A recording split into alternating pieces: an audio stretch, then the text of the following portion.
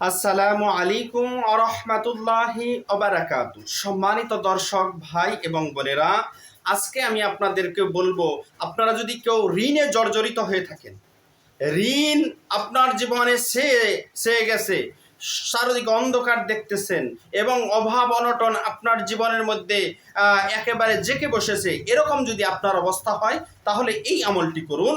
আল্লাহ তাআলা আপনার ঋণকে কিছুদিনের মধ্যে, অল্প কিছুদিনের মধ্যে এই আমলটি করতে পারলে আপনার ঋণকে আল্লাহ তাআলা পরিশোধ করার তৌফিক দান করবেন। কোথা থেকে দিবেন সেটা আল্লাহ তাআলাই ভালো জানে, এবং কি আপনার জীবনে সচ্ছলতা চলে আসবে। যদি এরকম অবস্থা আপনাদের কারো থাকে, এই আমলটি করুন। থানবী রহমতুল্লাহি আলাইহি লেখেন, কেউ যদি ঋণ মুক্ত ও ধনী হইবার নিয়ত করে, যদি কেউ ঋণ মুক্ত এবং ধনী হওয়ার নিয়ত করে, তাহলে ওই ব্যক্তির উচিত হবে পবিত্র বিছানা, যেই বিছানা মধ্যে পবিত্র একটা বিছানার মধ্যে প্রত্যেক দিন রাতের বেলা ঘুমানো যাওয়ার পূর্বে তার শরীরও পাক থাকতে হবে, জামা কাপড়ও পাক থাকতে হবে।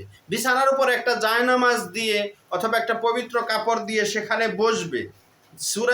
সেখানে নিদ্রা যাইবার পূর্বে সূরা ওয়াকিয়া, কুরআন শরীফের একটি সূরা ওয়াকিয়া যদি নিদ্রা যাইবার পূর্বে এই প্রত্যেক দিন এই আমলটি পড়তে পারে, প্রত্যেক দিন একবার করে নিদ্রা যাইবার পূর্বে সূরা ওয়াকিয়া তেলাওয়াত করতে পারে, আল্লাহ তাআলা তার সমস্ত ঋণ অল্প দিনের মধ্যেই ঋণের থেকে আল্লাহ তাআলা তাকে মুক্তি দান করবেন এবং তার ঋণ মুক্তি হয়ে যাবে। এবং কি ঋণ মুক্তি হইয়া তার জীবনে ধন দৌলত আসতে থাকবে, সে ধন দৌলতের মালিক হতে থাকবে।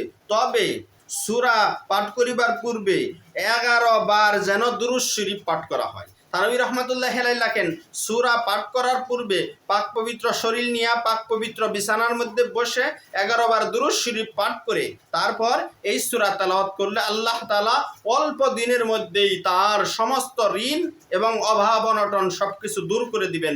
এটা পরীক্ষিত আমল, এটা অনেক বুজুর্গদের থেকে রওয়ায়াত আছে, এবং রাসূল সাল্লাল্লাহু আলাইহি ওয়াসাল্লাম কেউ অভাবে পড়লে এই আমল করতে দিতেন, এই সূরা ওয়াকিয়া এবং সূরা রহমানের আমল করতে দিতেন। এজন্য এটা পরীক্ষিত আমল সাহাবায়ে কেরাম থেকে। আমাদের যাদের সমস্যা আছে আমরা এই আমলটি করব। আল্লাহ তাআলা সবাইকে তৌফিক দান করুক, আমিন।